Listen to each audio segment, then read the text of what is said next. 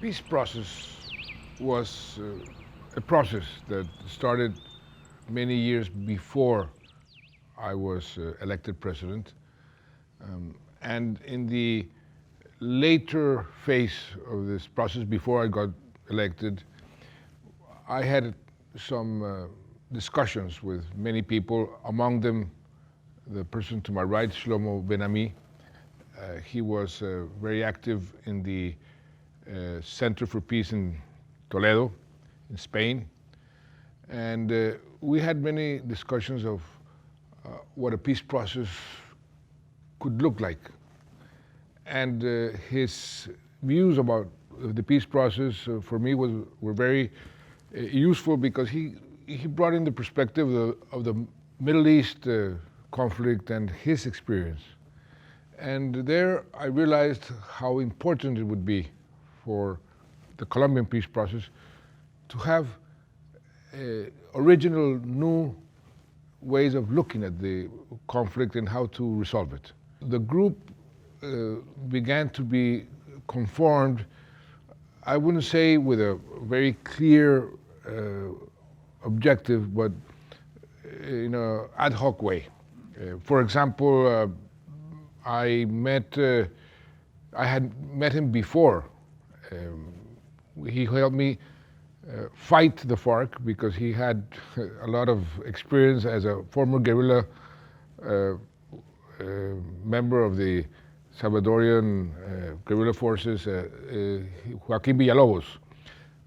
Then I met him in Mexico in a meeting. I was at the Mexican invitation for the freedom of the press, and there I said, why don't you help us in the peace process? And so he was then drafted.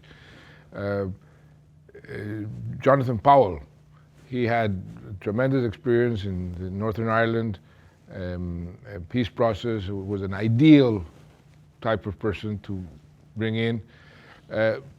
William Murray, that had contact with one of the first peace negotiators, Frank Pearl, who was studying here at Harvard, and he said Professor Uri would be a great person to participate. He had worked with my professor, Roger Fisher, many years ago, and I said, no, of course, that would be a great person. And that's how the team was sort of brought together. If I had to advise somebody to replicate what we did, I would say, well, that's a good number. 5 advisors from different perspectives, from different regions. That's a good mix. And that's how the team was sort of brought together. And the working procedure also, in a way, was defined as time went by. First some informal meetings, and then among themselves, and they can even speak better than I can about how they became such a cohesive group and effective group, which I think is something that I want to emphasize. The working procedures and the relations with me as president worked very well. We made a very good use, an efficient use of the time that we were together. And that had to do also with how they worked among themselves, with the other players, and the meetings that they had with me, which usually were only with me, or maybe 1 or 2 negotiators. But usually the conversation was with me. It was my team of advisors. That's how I interpreted them, and they were not even advising the negotiating team, they were advising me. One of the previous attempt at negotiation in Caguan had been widely perceived by the Colombian society as a failure, as a catastrophic failure, really, in the peace process. And there they had maybe 100 items on the agenda. So one of the things as advisors in the very beginning, in the very first session, was the challenge of how to make this a manageable, very finite agenda of maybe 5 things. What would be the 5 most important things on that agenda? What would be the formula that would be sufficiently attractive to the Farc to lay down their weapons after 50 years, a half century of fighting, that was in the zone of possible agreement? From the very beginning, there was support from the advisors for the idea of taking that agenda and making, how to deal with the issue of victims, the trauma that the society had experienced. How do you heal from that trauma, and placing that in the center of that formula?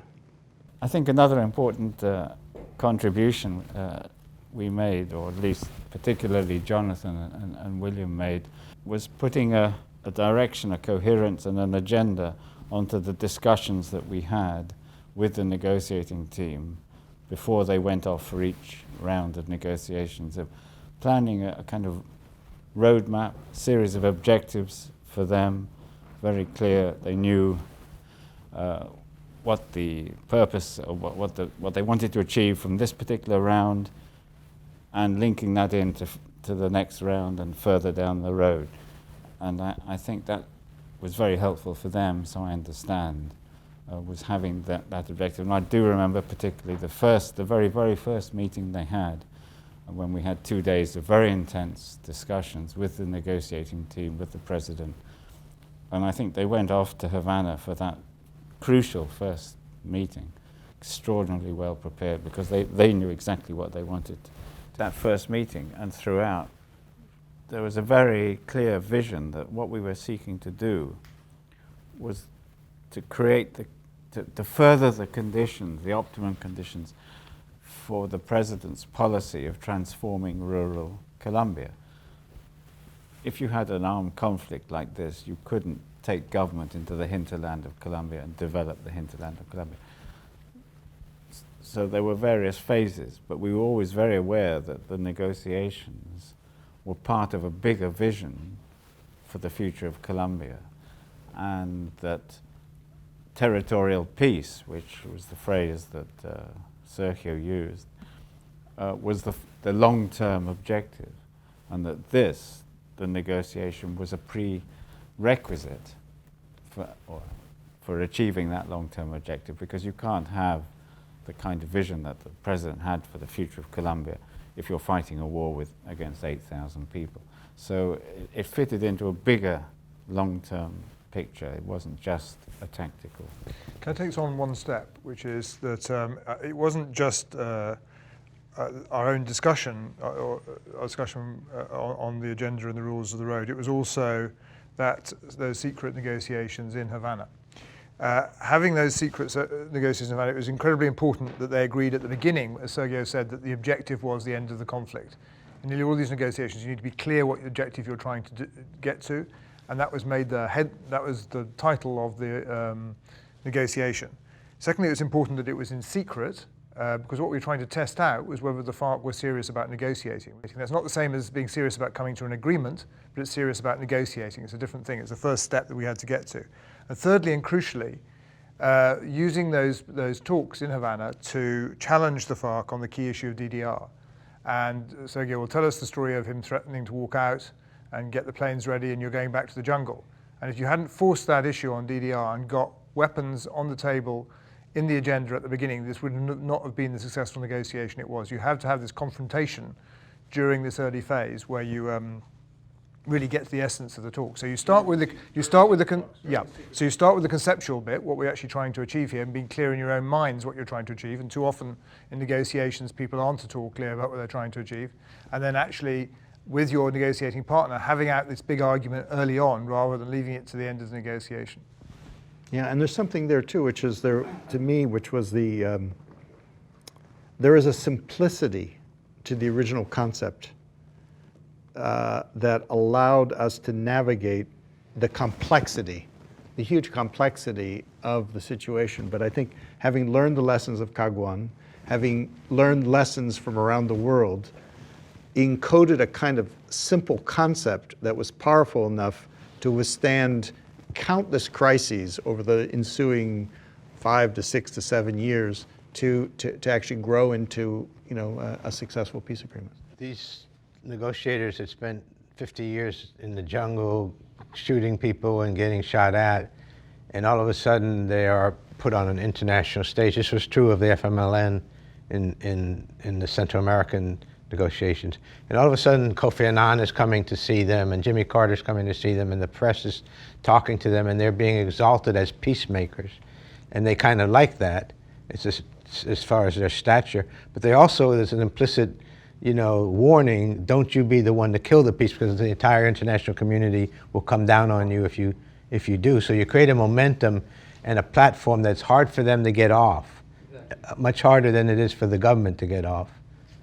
Well, from the very beginning, the preparatory sessions that we had before the secret talks began, our whole focus was, how do you persuade people to come out of 50 years in the jungle with that mentality? They're not going to just say, we surrender. What are you going to tell your people after all these people have died, your communities have been devastated, all these things? So the very first exercise we did when we met with the team down in the jungle somewhere, down the mountain from Bogota, and when we were doing this preparatory session was, I asked the president's older brother, who knew the way leftists think, because he had in his youth and so on, he had contacts with them, whatever. I said, could you play the role of the leader of the Farc, Timochenko, and stand up here and give us the speech? Imagine that we've been successful in this whole process, and we've reached an agreement. And he's got to give a speech, which you might call victory speech, in which he says to his troops and his people, we've got what we need.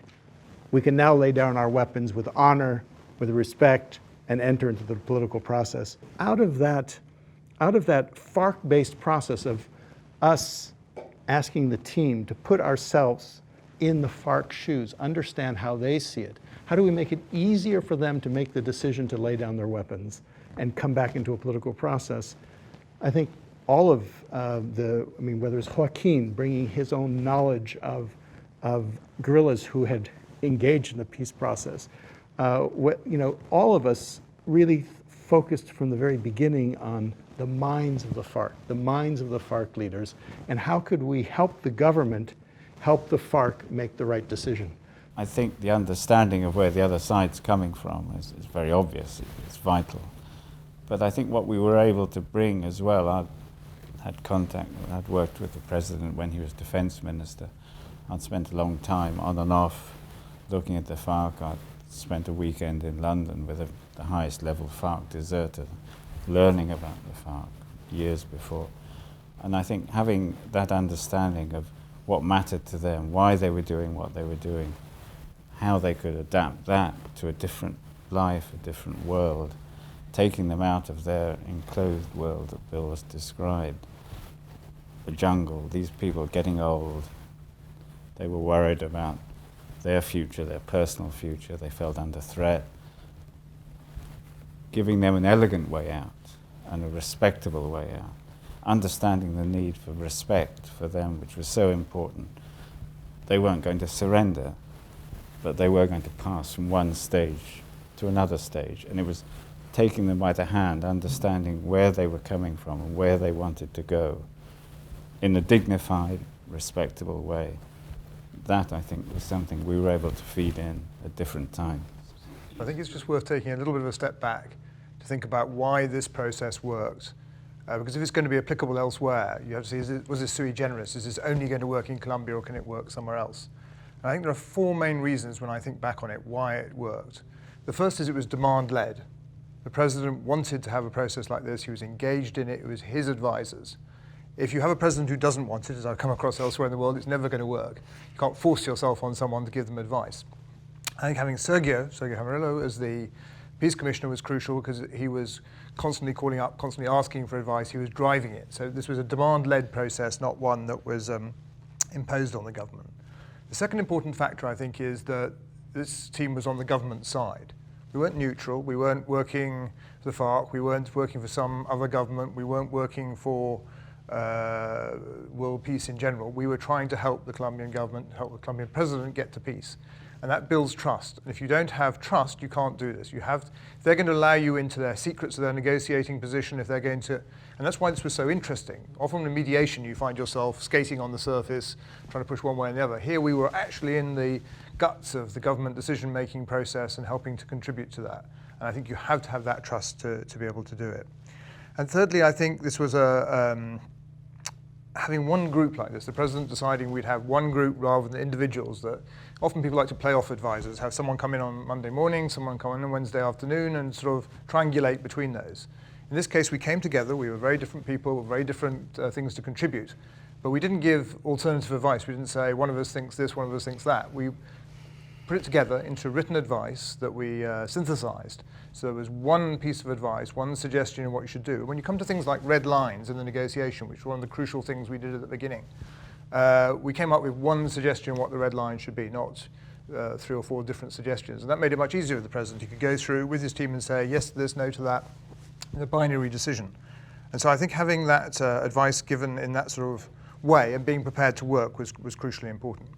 And fourthly and lastly, I think the president referred to as discretion.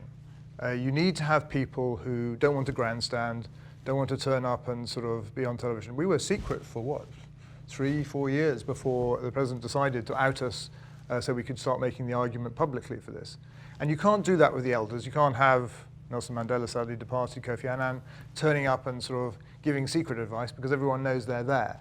So you need people who aren't going to be noticed at the airport, can come in and do this work and do it under the radar. Because again, Colombia less matters because it's a confident country. But if you're working in some other countries where they would find it very difficult to have outsiders giving advice, it's not going to work. So you need to have that, that ability to operate under the radar screen. I think those 4 factors are very important. And if one was going to replicate this elsewhere, we'd need to be able to replicate those 4 factors. I think what's really important is that it was a team. As Jonathan was just mentioning, there was a collective intelligence at work. We ourselves had to be cohesive. We had to sort of sort this out among ourselves from very different perspectives, from very different countries, from very different things, sort out so that we could give a unified advice. If we'd come in cacophonously, the president would, what can you do with all these advisors? One say go left, go right, whatever.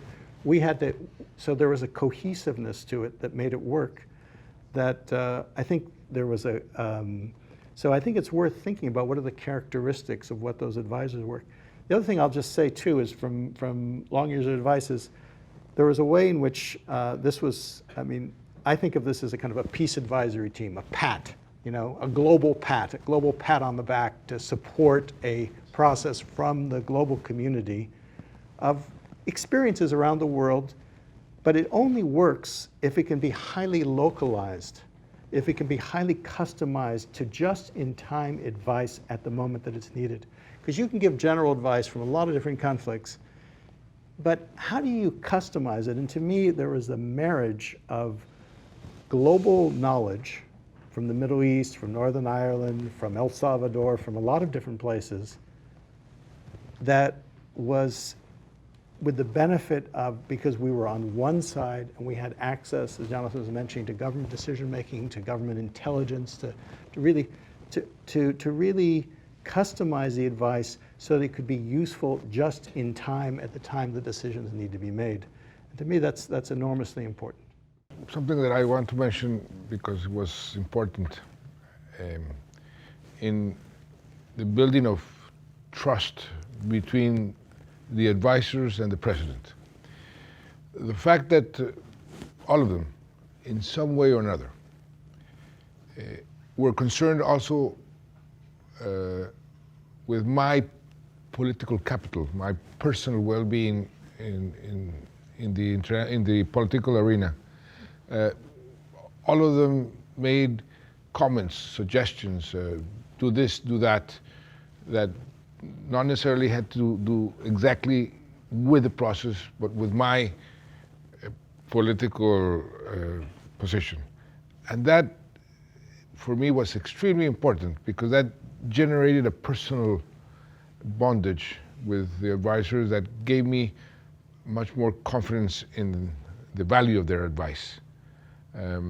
For example, when you brought Alistair Campbell about the communications, you do this, that for me was very important because I knew that Jonathan was concerned not only on the process, but in my own political position. Our meetings were not obviously daily. They took place every month or perhaps more. So part of the advice was based on the president approaching each of us at some points on different issues over the phone. I'm sure that as I got telephone calls, because he knew what each of us what is the difference that each of us can have on the kind of input that we can have. So just as I got the telephone calls from him in different moments, I'm sure Jonathan and others. So that was part of the advisory process. The second thing that I wanted to say about the advice is that the Farc also had their own advice. With this guy, Santiago, he was a Spanish lawyer. So there was a point where I think when the election of the judges for the special tribunal, that I got a call from the president to speak with Santiago, was the advisor of the Farc. So things were much more dynamic. It was not just us meeting at some point and getting together as a team, but the president would address each of us on different questions. And the second thing is, to me, extremely important. That was protecting the political base or the domestic political foundations of the process. And here we were very active. I think that Joaquin and myself, because we're Spanish speakers, were extensively present on the Colombian media.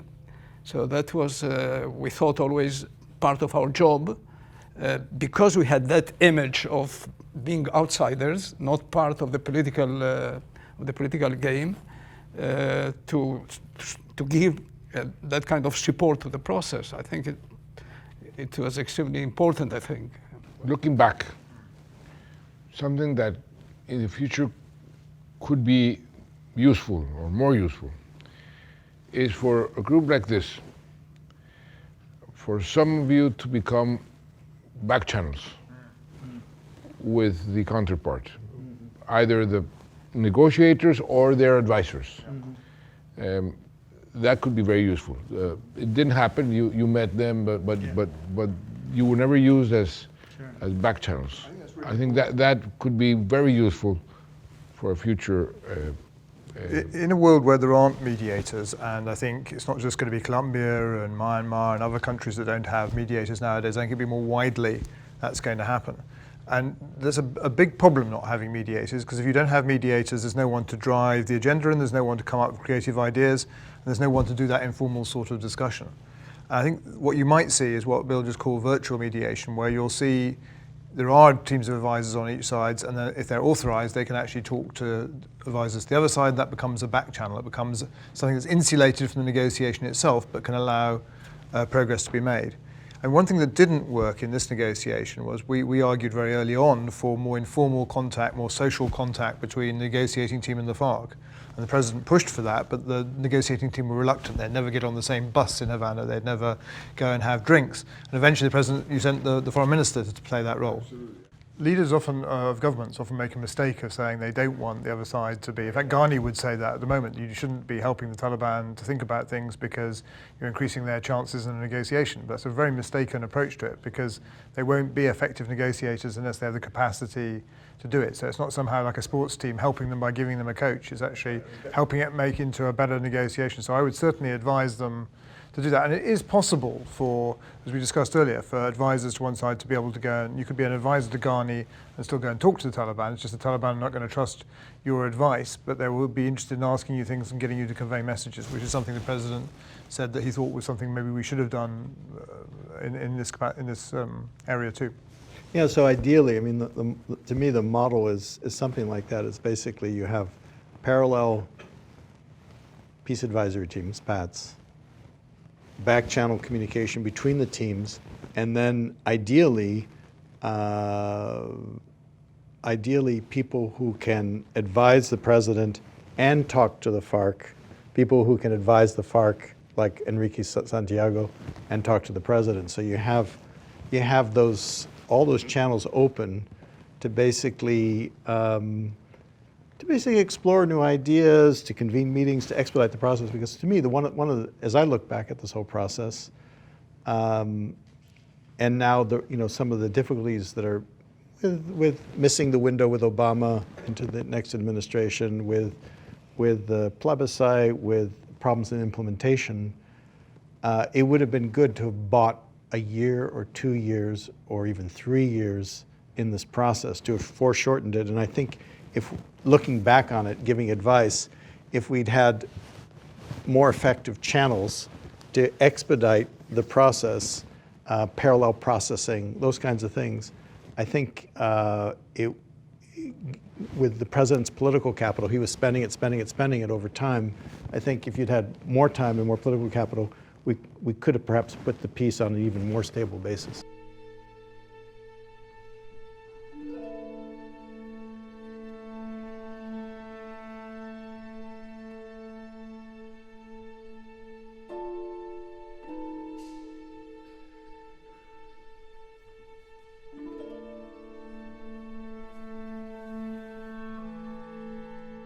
The support for the peace process and the support for the government and the president were very much in parallel. The regions that supported the government and the president were much more prone to support the peace process and vice versa. And the region where I had the highest support in all the country was the Caribbean region, the north of the country. My ratings there were very high, and so that meant that the support for the peace process was very high also. And the region that was hit by the hurricane was that region, exactly that region. They say that the number of people that did not vote, that should have or normally votes, would have gone up to 4 million. I think that's a bit exaggerated, but even if it's half of that, 2 million, that would have made a tremendous difference in the end result. It was only 50,000, right, in the end? Yeah, 50,000. because the difference was 50,000, and there my margin of favorability was almost 2 to 1. So this was a key factor. On the other hand, I think if I was approaching another peace process, I would still think very carefully about advising on having a referendum, because there has to be some way to give democratic legitimacy to what you come up with. Now, we very nearly lost the referendum on Northern Ireland amongst the Protestant voters there, amongst the Unionists. Catholics, we won handsomely. But during the referendum campaign, we slipped below 50, and we had to work like anything to manage to get the vote back up to over 50%. I think the fact that we lost the referendum in Colombia is not an argument against necessarily using referenda in these sort of cases when you're looking for some form of democratic legitimacy.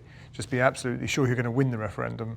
And in the situation where you had a sort of form of crispación, as they call it in Spain, going on over this, the issue of the peace process inside Colombia, obviously it's much harder. I learned very, very fast, the hard way. One thing that I think was very much present in the Colombian plebiscite, which is the referendum, that people don't answer the question. They vote for other reasons.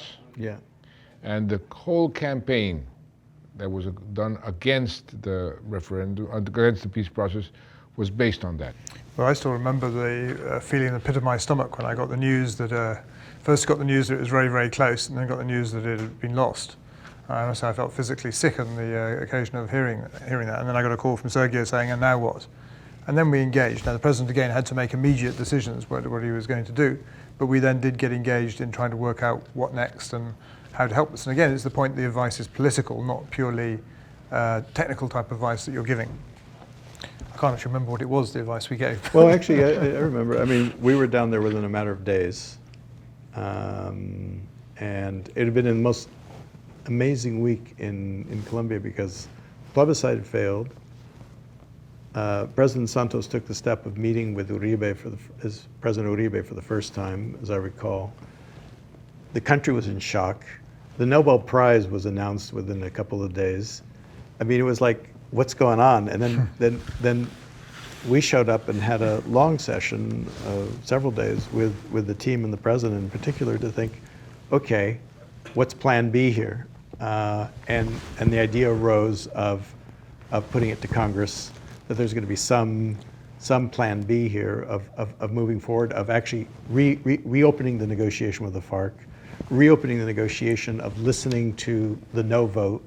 And the president very boldly, I think, took the decision within I don't know, minutes of the plebiscite or hour of saying, I'm going to recognize. He could have chosen, I mean, this shows bold political leadership. He could have chosen to say, look, there was a hurricane, whatever, you know, we're going to redo this or whatever. He chose to acknowledge and recognize the plebiscite right away, didn't wait, and then said to the country, how do we come together around this? How do we bring the yes and no vote together for an agreement that worked, which was another political gamble? Yeah, because time was crucial. We had the result around 5:30, 6 o'clock in the evening, which was 1 o'clock in the morning in the UK. Yep. I took the decision to accept the referendum because then I thought, I had been thinking for some time, where had I failed on not being able to unite the country around something as important to any country as peace? I mean, how is it possible that a country that has suffered so much, more than 50 years of war, is not united around peace? Where did I fail? And I saw that moment, the opportunity of maybe getting the country around the peace process if I started to take into account, and I remember very well that all of them were saying, we are not against peace. We are against this specific agreement that Santos negotiated. We're not against peace, we're against Santos' peace. And so I said, well, this is an opportunity to bring them in. What is it that you really don't like about the process? Because their arguments were not very strong. And so that's what I did. That was in a matter of 12 hours, or 24 hours. 1 day later, Uribe was coming into my, 2 days later, into the palace with his delegation to start this process of renegotiation. The other thing I think is worth underscoring here, again, just going to the balcony for a moment, is the advisors were used. We played a role, and we were trying to take into account the negotiation aspects, the political aspects of how to build democratic legitimacy for the process. It wasn't just how to get to an agreement, but the whole implementation of the agreement would be basically contingent on the democratic legitimacy of this agreement. Because there are a lot of agreements that are made in negotiations that are not kept. And so the idea was, how do we build up that democratic legitimacy? So there was this negotiation aspect, the political aspect, and very importantly, the strategic communication aspect of how, which is something that we spent quite a bit of time, and there was quite a bit of frustration over the years of how do we communicate and frame the peace to maintain domestic political support in the face of quite intractable and implacable opposition, using all kinds of, as we saw in the plebiscite, dirty tricks of various kinds. And one of the things we did too was so it wasn't just negotiation advice. Jonathan, at one point, as the president mentioned, invited Alistair Campbell, and we went before the plebiscite, several months before the plebiscite, we went and spent an entire, I don't know, 2 or 3 days with the president, closeted, designing a strategy to win the referendum. And my belief is you know, if we had actually carried out that strategy that we had that together with Alistair Campbell had been conceived of, we would have won the referendum.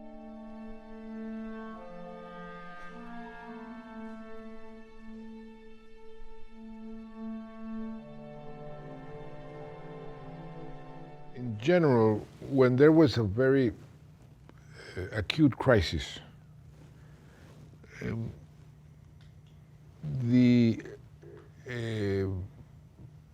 the value of what the advisors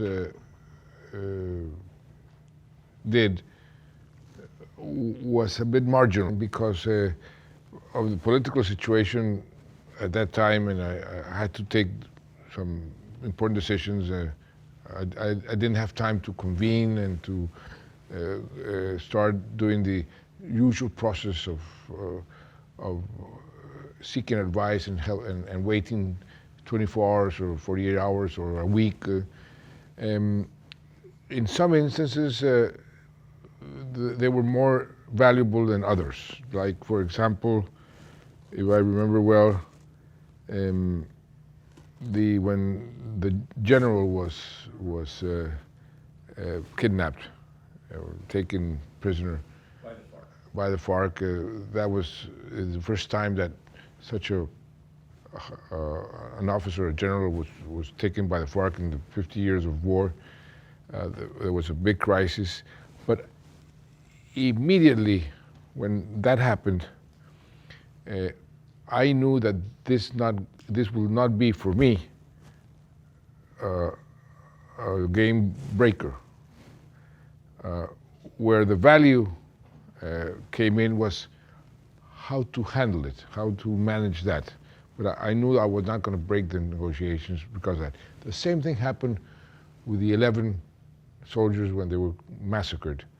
And I knew it was very difficult to weather the storm because everybody was very, very upset. But the reflection I did with myself is, these are the rules that I imposed. So I'm not going to break the negotiations because they are playing my game, as I played my game when I took down their number one and many other instances. But when the value of the advice was, okay, how do you manage this? And when I decided to bomb one of their camps, and then what happened next? I think there, please help me, help my memory. You came in and said, do this, or call the Cubans or the Norwegians had something to do, and in that sense, the advisors were very useful in sorting how to accomplish a decision that I had taken already, in the sense of where I wanted to go. To me, I remember the most impressive part of the crisis with the 11 soldiers was the immediate response of the Farc. They knew exactly there was a hierarchy, there was a system, there was a discipline, and they immediately responded by knowing who exactly did what. That was an extraordinarily important message, because the alternative to this kind of situation is the dissolution of the organization into criminal bands that you cannot negotiate with. So therefore, to me it was clear that this is a crisis, but you must pursue the process because you have an interlocutor, you have a partner. But by that stage, both sides wanted the negotiations to continue, and there was an element of obligation to respond, but understood that this didn't necessarily mean the end of the process at all. And so there was a mechanism to handle it. But I think I absolutely agree with Bernie. The president had to make a military response. We said so at the time. I can remember saying so. You can't allow this to happen. For domestic political reasons, it would have been impossible. With the general being kidnapped, well, that was also slightly easier to manage because he was behaving in a rather inappropriate way and put himself at risk. And I think there was an element of, it was a mistaken kidnapping, as it were. I mean, so again, there was a predisposition on both sides to get back to the table and get on with the job. And therefore it was easier to advise on what should be done. And I remember a conversation we had back in 2012 in anticipation of this in your country place there in the very beginning of the process, saying this from everything we know about other prior processes, once you get into negotiations, there are spoilers. There are people there are going to be incidents. Political violence may go up, actually. We need to prepare the population for that, and we need to be prepared ourselves for there are going to be bumps on the road. This is not going to be a smooth road. In terms of the general applicability of this model, I think this is an important factor that in all negotiations, I mean, for example, the Catalans at the moment, they're terribly divided. All negotiating delegations get very, very split on things. So having the capacity, if you're going to have such advisors, to bring that delegation back together again, whether actually it's on a government side or an armed group side, because the same thing happens on the armed group side. If you talk to Jerry Adams about the divisions in the IRA negotiating delegation. And we were very lucky to have someone like Bill, who I always assumed was a psychologist rather than an anthropologist, because of his ability to bring people together in these circumstances is extraordinarily useful. So you do, if you have such a team, you need someone on the team who can help in marriage guidance counselling when these fractious moments appear in delegations. It's not just because they've had to live together, etc. Later on, when we started, we persuaded the president to use Enrique, his brother, to go back to talk to the Farc in the later stages, trying to close off the negotiation. Now, it was very difficult for the delegation to accept that someone else should go there. To me, and it goes back to something Sergio said, which is where you end up has a lot to do with where you begin. And that's why the very beginnings of this process both have a lot of the successful elements and then some of the things that we maybe wish we'd done differently. In that first meeting, what got encoded to me was, it's kind of like the DNA. We encoded the DNA of this peace process, which was the essential formula of political participation for laying down weapons with a national policy on land reform that was, I mean, we were essentially, we were the Golden Bridge building team. We were building the Golden Bridge. And that was the strategy that was going to allow the Farc to lay down their weapons. And so in those 4 days, essentially you can see the seed of a possibility. A lot of things are tactical after that, but there was a laying down of the basic foundational structures and alignment in open discussion with world experience, including theoretical experience. And the idea of Golden Bridge comes from the literature, and it's kind of like, how do we embed this into this particular process? And so you have this moment of intractable, seemingly impossible conflict. You bring together an unusual collection of global brains and local brains. You meld them together, you look for where's the aha, where's that moment. Something was laid down there that you can see that seed all the way 7 years later until it reaches the acorn leads to the oak of peace.